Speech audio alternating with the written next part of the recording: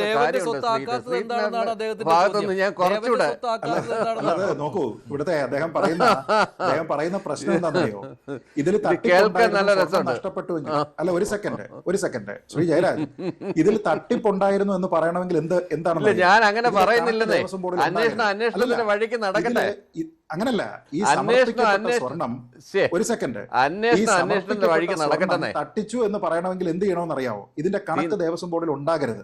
കണക്ക് ദേവസ്വം ബോർഡിൽ ഉള്ളത് കൊണ്ടാണ് 27 പേരാണ് ഡൊണേറ്റ് ചെയ്തിരിക്കുന്നത് എന്നും ആരൊക്കെയാണ് 27 പേര് എന്നും അവരെത്ര സ്വർണ്ണമാണ് കൊടുത്തത് എന്നും അതിന്റെ ടോട്ടൽ ഈ പറയുന്ന 412 ഗ്രാം ആണ് എന്നും വിജിലൻസ് അവിടെ പറയുന്നത്. അതല്ലാതെ ഈ കണക്ക് വിജിലൻസ് ആർബിട്രറി വായുവിൽ നിന്ന് നോക്കി എഴുതിയോ?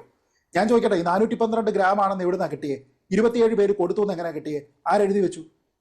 ഡോക്ടർ ബി ജയരാജ്, താങ്കൾ റിപ്പോർട്ട് വായിച്ചു എന്നറിയില്ല അഡ്വക്കേറ്റ് കമ്മീഷണറുടെ. അദ്ദേഹം ഓരോ ദിവസവും കിട്ടിയ സ്വർണത്തിന്റെ കണക്കാണ്.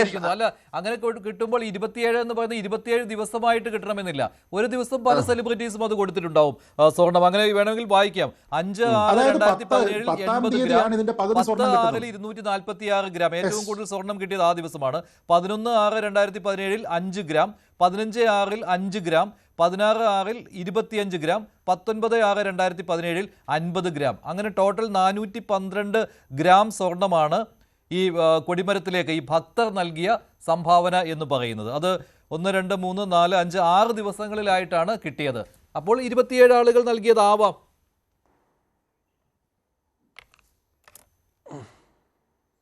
27 എന്നുള്ളൊരു കണക്ക് മാത്രമല്ലല്ലോ ഇതിനകത്ത്. അല്ലാതെ പണം പിരിച്ചത് എവിടെ പോയി? രസീത് ഇല്ലാതെ പണം പിരിച്ചത് എവിടെ പോയെന്നേ? ഇങ്ങനെയാണെങ്കിൽ ഒരു കാര്യം കൂടെ ആഡ് ചെയ്യാം. ഈ ഇത്തരത്തിലുള്ള തീർത്ഥാലയങ്ങളിലൊക്കെ സാധാരണഗതിയിൽ സംഭാവന ചെയ്യുന്ന അൺഅക്കൗണ്ടഡ് മണിയുണ്ട്. അപ്പൊ ഭക്തന്മാർക്ക് അല്ല, ഈ പണപ്പിരിവിന്റെ കാര്യം, ഈ പണം ഫീനിക്സ് എന്നുള്ള കമ്പനി ഈ 9161 ഗ്രാം സ്വർണം വാങ്ങുന്നതിന് മുടക്കിയ പണം, പിന്നെ അതിന്റെ ബാക്കി നിർമ്മാണ ജോലികൾ, ഇതൊക്കെയല്ലേ? ഇതിന് സെപ്പറേറ്റ് അക്കൗണ്ട് ഉണ്ട്. അതാണ് ഞാൻ നേരത്തെ വായിച്ചപ്പോൾ ശ്രീ ജയരാജ് പറഞ്ഞത്. അതൊക്കെ വളരെ കൃത്യമായിട്ട് പറയുന്നുണ്ട്. അതിനകത്തൊന്നും യാതൊരു ശ്രീത്തെ ഞാൻ പറഞ്ഞു പൂർത്തിയാക്കാം. ഇടയ്ക്കിടപെടാതിരിക്കും. ഞാൻ പറഞ്ഞു തീർക്കട്ടെ. ഇങ്ങനെയാണെങ്കിൽ ഒരു കാര്യം കൂടെ ചെയ്യാം. ഇതിനകത്ത് അൺഅക്കൗണ്ടഡ് മണി ആണല്ലോ മിക്കവാറും ഭക്തന്മാരൊക്കെ ആന്ധ്രയിൽ നിന്നും തമിഴ്നാട്ടിൽ നിന്നൊക്കെ കൊണ്ടുവന്നിട്ട് ഈ ഞാനും ശബരിമലയിൽ പോയപ്പോൾ കണ്ടിട്ടുള്ളതാണ്. അവർ കൊണ്ടുവന്ന് ഇങ്ങനെ ഡംപ് ചെയ്യുന്നത്, വലിയ ചാക്കിനകത്ത് കൊണ്ടുവന്ന് ഡംപ് ചെയ്യുന്നതുകൊണ്ട് മിക്കവാറും ഒക്കെ അൺഅക്കൗണ്ടഡ് ആവാനുള്ള സാധ്യത വളരെ കൂടുതലാണ്. അവർക്ക് റെസിപ്റ്റ് ഇത്രയും പൈസ റിസീവ് ചെയ്തു എന്ന് പറഞ്ഞിട്ട് അവർക്ക് റെസിപ്റ്റ് എടുത്തു കഴിഞ്ഞാൽ ടാക്സിൻ്റെ പ്രശ്നങ്ങളുണ്ടാവും എന്ന് പറഞ്ഞിട്ട് അവരത് ഒരു ചാരിറ്റി എന്നുള്ള രീതിയിൽ ചെയ്യുന്ന ആളുകളുണ്ട്. ഒരുപാട് പേര് അങ്ങനെ ചെയ്യുന്നവരുണ്ട്. ഇല്ല എന്നൊന്നും പറയാൻ പറ്റില്ല.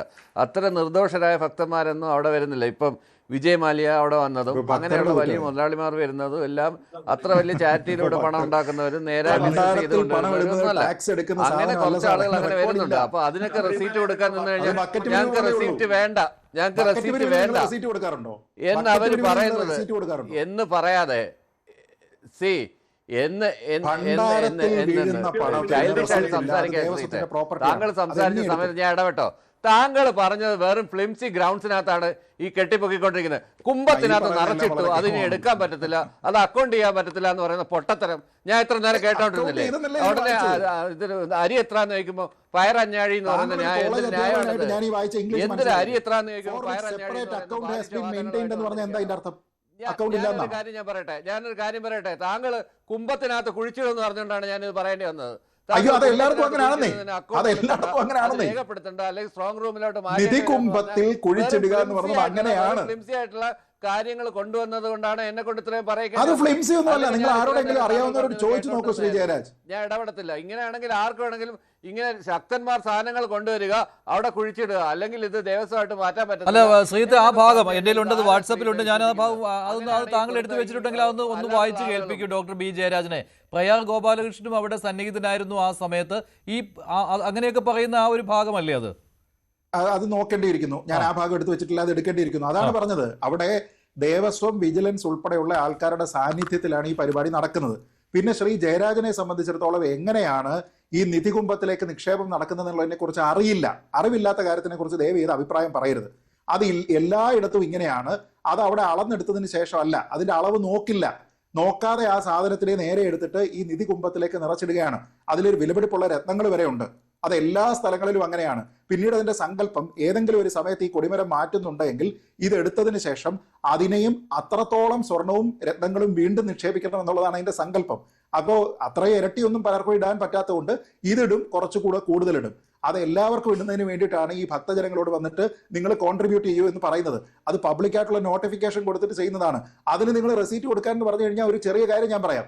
ഒരാൾ കൊണ്ടുവന്ന് 2 മരതകം, 1 മാണിക്യം കൊണ്ടുവന്ന് കൊടുത്തു എന്ന് വെച്ചോ, അദ്ദേഹത്തിന് റെസീറ്റ് എഴുതി കൊടുത്തു. കസ്റ്റോഡിയൻ ആരാണ്? തിരുവാഭരണം കമ്മീഷണറാണ്. എന്നിട്ട് പറയുന്നു ശരി ഇതിനകത്തിലേക്ക് ഇട്ടോളൂ എന്ന് പറയുന്നു, ഇട്ടു.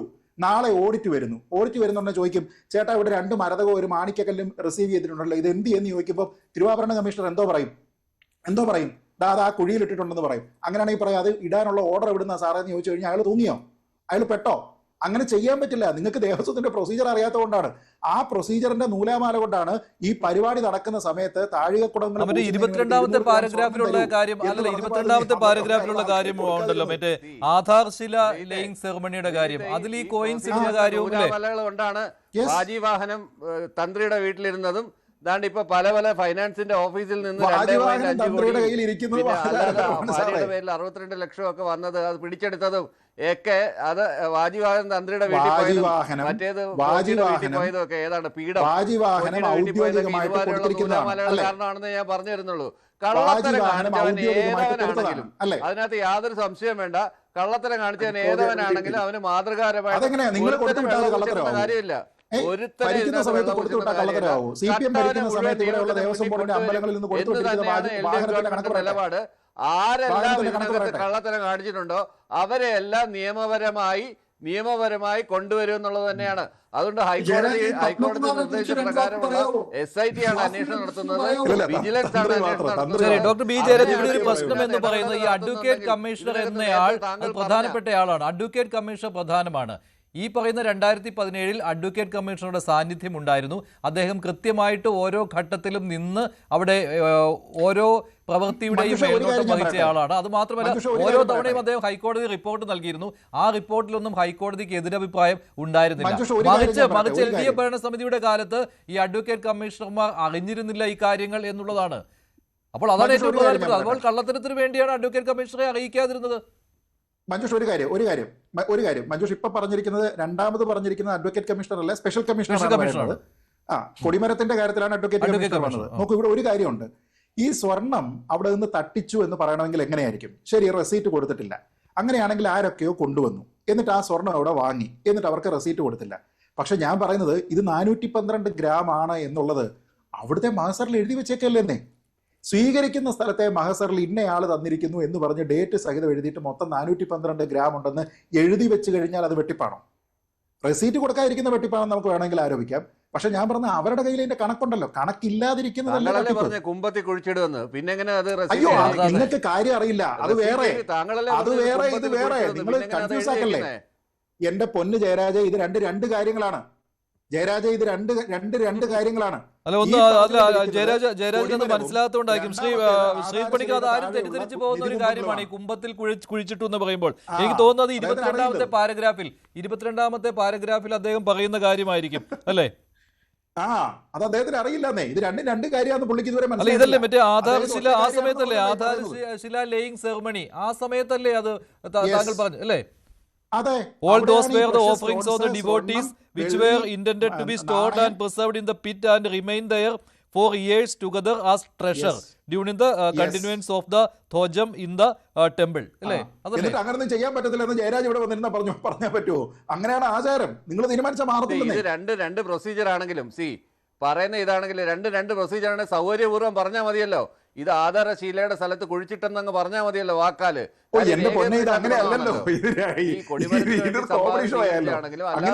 സ്വീകരിച്ചാണെങ്കിലും സൗകര്യം തരാതരം ഉപയോഗിച്ചാൽ മതിയല്ലോ. ആധാരശീല ലേയുന്ന സമയം പ്രൊസീജിയർ എല്ലാം സെയിം തന്നെയാണ്. താങ്കൾ പറയുന്ന പ്രൊസീജിയർ തന്നെയാണ്. ഇത് മാറ്റി പറഞ്ഞാൽ പോലെ അല്ല. അതിനകത്ത് ഒരു പാരഗ്രാഫോടെ 8 copper pots were manufactured and kept ready, and the entire amount received from devotees were filled in the pots and kept around the teak pole as nidhi kumbam. അങ്ങനെയാണ് അഡ്വക്കേറ്റ് കമ്മീഷണർ അങ്ങനെയാണ് എഴുതിയിരിക്കുന്നത്. അങ്ങനെയാണ് അതിന്റെ പ്രൊസീജിയർ. എല്ലായിടത്തും അങ്ങനെയാണ്. പണം വാങ്ങിയതോ പണവും കുഴിച്ചിട്ടോ? അതുകൊണ്ട് കേട്ടോ, അതുകൊണ്ട് currency notes were converted into coins or denominations RS 5 and RS 10 from Dhanalakshmi Bank, എന്നിട്ട് അതാണ് കുഴിച്ചിട്ട് എന്നുള്ളതാണ്, ഈ കോയിനാക്കി കുഴിച്ചിട്ടു എന്നുള്ളതാണ്. ഇനി ഏതാ പറയുന്നത്? ജയരാജ് അത് പ്രൊസീജിയറിന്റെ ആചാരത്തിന്റെ ഭാഗമായിട്ടാണ് അത് നിങ്ങൾ ചെയ്യുന്നത്. ചെയ്യേണ്ടുന്ന ഒരു കാര്യം ഇത് വായിച്ചു നോക്കണം, ഒരു കോപ്പി ഗോവിന്ദ മാഷിനും കൊടുക്കണം. തരാതരത്തിൽ ആചാരവും അനാചാരവും എല്ലാം എടുത്ത് ഉപയോഗിക്കും. കള്ളത്തരം ആചാരവും അനാചാരവും ഒക്കെ തരാതരത്തിനെടുത്ത് ഉപയോഗിക്കും. ഒരു അന്വേഷണം നടക്കുന്നുണ്ട്, ഇതിനകത്ത് കള്ളത്തരം നടത്തിയത് ശരിയാണ്. ഒരു കാര്യം ശരിയാണ്. ഓക്കെ ഫാറൂഖ്, അജയ് തറയിൽ പേടിച്ചിട്ടുണ്ട് കേട്ടോ, അജയ് തറയിൽ പേടിച്ചിട്ടുണ്ട്. ഇന്ന് അദ്ദേഹം അദ്ദേഹം ഇത് രാഷ്ട്രീയ വേട്ടയാണെന്ന് പറയുമ്പോൾ അജയ് തറയിൽ പേടിച്ചിട്ടുണ്ട്.